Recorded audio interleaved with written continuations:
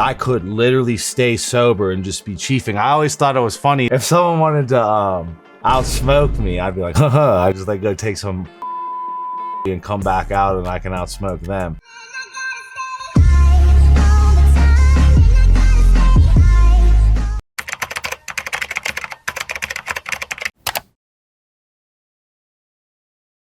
What's up, everyone? It's Russo. I hope everyone is doing well.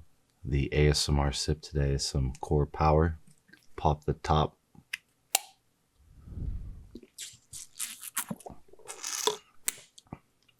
The satisfying click.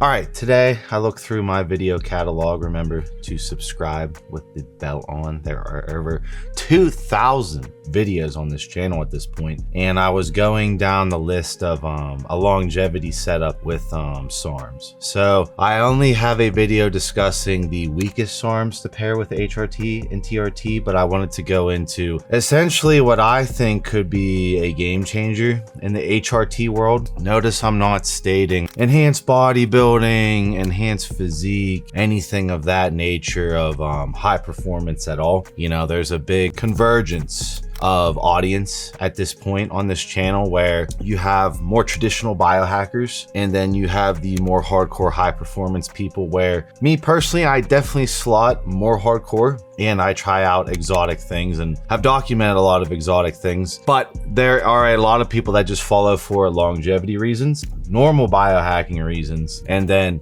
they want to see cutting edge stuff that they could implement into their HRT program. A quick break from a word from our sponsor that you probably want to hear about. This channel is proudly sponsored by Dowse Medical. They have all your needs as far as enhanced bodybuilding is concerned, and they are an international plug that has it all. I highly suggest you Google Ryan Russo Linktree and read the FAQ tab and or help tab, depending on if you're on mobile and desktop. And if you don't trust Russo, which I would trust Russo, but if you don't trust Russo, I will be linking the eroids as well as the other testing reviews showcasing the quality. So I hope to see you check out Dowse Medical. They are the premier international plug.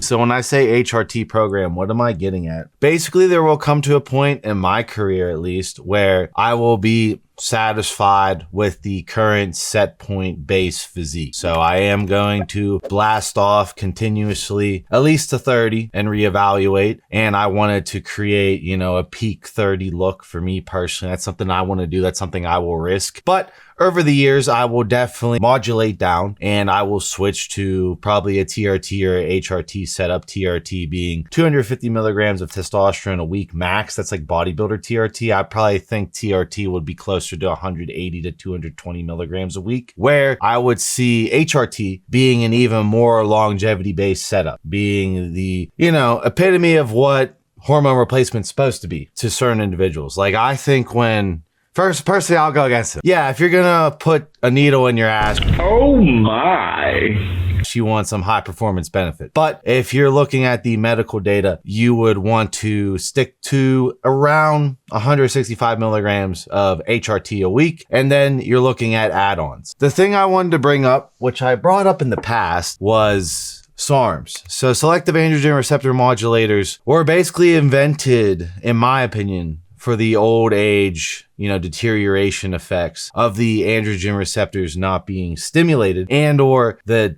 dihydrotestosterone enlarging the prostate as the years go on, making that an issue that always will rear its head way later. That's why I always state all these high performance side effects, they don't rear their heads right away. You're keeping track of it. You're keeping track of your kidney markers. You're keeping track of your PSA, your prostate, and you're watching it as you're doing the high performance. This would never happen in the wild, and you are just going buck crazy, injecting whatever the fuck you want into yourself. Those side effects rear their heads way later. That's why there's always these arguments of, oh, steroids didn't kill him. It's like, well, slowly it was ticking, like the health meter was going down. The health meter was going down. You can't say the health meter was not going down with them. You know, it's not really a way to extend your life by redlining your body. And this is someone who likes high performance stuff, and I risk it for the biscuit, and there are plenty of people who risk way more than I do. But when we're talking about HRT, I think we should go into how rad140 could be extremely beneficial if it can be tolerated for absurdly long periods of time. That's the thing where I don't know, making this video, if that is a nuance that people want to go into, that RAD140 for sure is going to skew cholesterol, which I always state, which you can combat. That isn't that big of a deal. But if heart disease does run in your family, then to me, that is something worth noting. And how I say side effects rear their head later with this type of stuff, like years later, you will be paying the piper, right? You would want to take into consideration of that. But when I'm talking about the, I'll throw up the neuroprotective study of RAD140, and I'll throw up the high dosage data as well. So there's a high dosage study as well. There's a lot of good data around RAD140. So you would make the consideration of, okay, if I'm not like Russo, you know, I don't want a big physique. I want biohacking. I want longevity-based hormone replacement therapy performance. I'm not looking to be, you know, the juice monkey in the gym. I just want to have a longevity based setup that has me at what I would consider longevity peak performance. You would wonder if lowering your HRT to around 140 milligrams and then supplementing 10 milligrams of rad a day would yield a beneficial result via obviously the blood markers we're modulating, and or how the individual overall feels throughout a long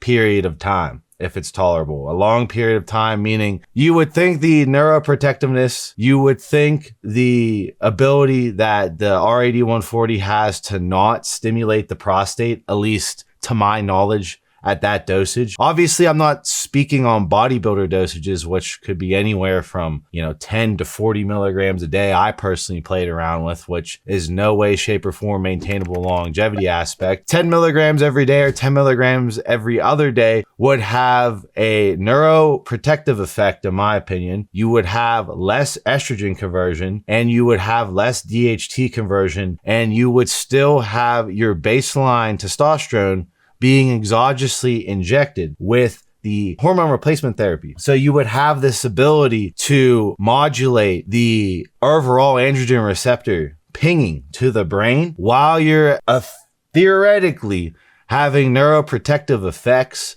of RAD140 on the brain. I will go into the neuroprotective effects of my personal experimentation with RAD140 around the usage of the psychedelic marijuana, right? So marijuana is a notorious psychedelic, and obviously THC is the main component that's causing that. And you could say marijuana could make people slower for sure. Like very much slower. I mean, I can't do shit unless I smoke. I ain't even gonna wake up unless I smoke. And you could say that's trading your ability to think like that by abusing that substance. Point making is, when I would dose RAD140, I would need to smoke way more to achieve the same level of high. I would have to smoke way more, not like a little bit more, like way more, to a point where I'm like, I don't want to waste my weed if I'm on RAD140. So that's where I'm getting this neuroprotective effect that is pretty much the same sort of situation as your brain ages. As you age on, you would think that that sort of thing, that marijuana is essentially accelerating for a lot of people, would be rearing its head. I literally stopped smoking on RAD140 because it just literally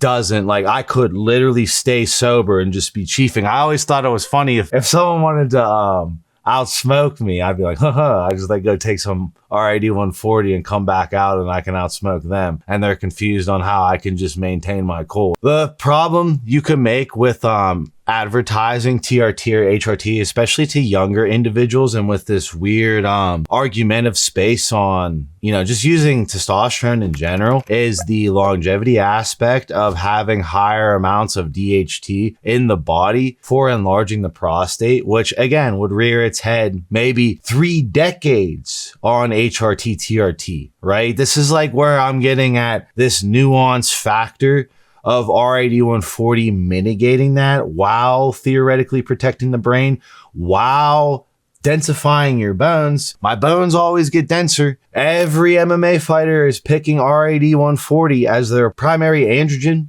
because in my opinion, it makes you denser. It makes you mentally sharper and or more aggressive. And it's overall one of those things where that's what they're picking after trying all the orals they can get their hands on. They're going back to that one. Okay. So that's where I'm pulling that data pool. You would wonder on an HRT protocol if you did 140 to 165 milligrams of testosterone, if you did HCG, HMG to maintain your brain to penis connection, and then you did 10 milligrams every day or every other day of rad140 for a long period of time, I'm talking about multiple decades, you would wonder, is that tolerable? Would that be the perfect HRT performance setup? And would you see yielding lasting results of maintaining your body doing this versus traditional hormone replacement therapy, where you can argue, well, rad140 isn't bioidentical to testosterone, aka sex hormone binding globulin does not recognize it. It is not transported around correctly. Theoretically, there could be more systemic inflammation. Obviously, this is dosage depending. When I'm saying 10 milligrams every other day, that's where I'm getting at, like, this would be a longevity-based performance. But at 40 milligrams a day, I can feel the inflammation personally. You would wonder, okay, would this be better than just doing HRT where, oh, I don't feel it enough? And then normally people on HRT bump up to TRT is what I'm saying. TRT, in my opinion, being 180 milligrams plus. HRT being 165, putting your blood pull around an 800 level mark pull, where I think TRT people, they more want to see like 1300. And those numbers don't mean that much, but I'm just stating that HRT is actually close to what you would perfectly produce if you were endogenously spiking like a caveman daily and you had none of these environmental factors going on. You would think, all right, what if I added in rad140 at a minuscule amount? I have no DHT conversion, no estrogen conversion. I'm using an amount of testosterone that is minuscule to the point of, okay, if I pull blood markers, I would be around a peak and perfect, vitality, natural male status based on the data pool of where I would sit my androgens at. And then I would use HCG and HMG alongside the rad140 to maintain semen volume and to maintain the brain to penis connection. I would enjoy, theoretically, neuroprotective effects. I would theoretically enjoy denser bones, and I would have the androgen receptors pinging the brain for theoretically a easier to maintain central nervous system over a longer period of time. The only thing you could really, argue about is if androgen receptor remapping would go on and you would need to add more over time. But that's like any time you start adding in crazy amounts of androgens is you get the ability to where you could tolerate bigger cycles. Like, a big criticism of me, if I'm criticizing myself, is that I've never done or stuck with a legitimate big boy cycle. And at this point in my path, I could tolerate it, and I could probably yield massive benefit of it, rather than doing all these flip-flop experiments and me playing around with certain things and me really chasing CNS most of the time. I'm normally chasing CNS over tissue. But what I'm saying is this longevity setup maintainable, or would you have to creep the dosages up over time because your body is accommodating the AR firing and all the nuanced benefits going on?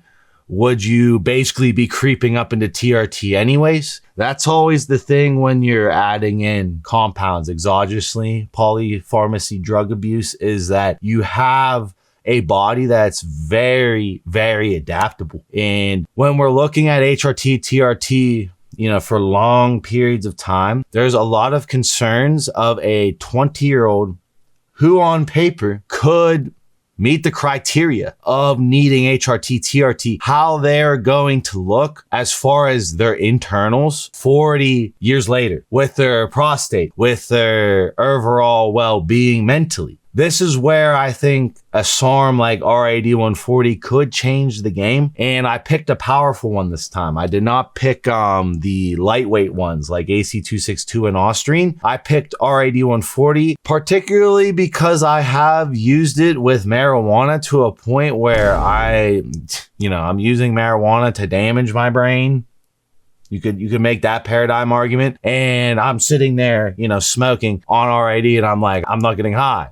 Like there's obviously neuroprotective effects of extreme degree if I'm flooding my brain with THC and I'm still thinking completely clearly as if my weed is shit. And then I would go off the rad140 and I'm like baked, right? So it's like one of those things where that's a little experiment. Long term, everyone's brain, suffers over the years. Is this something we can look into for a mass scale? With rad140, there's a lot of data around rad140, and rad150 seems to be a more tolerable, compound than rad140, aka I think rad140, after taking them back to back, I prefer rad140 over rad150. But let me know what you guys think down below. I hope that you guys found this entertaining, and I will see you guys in my next video.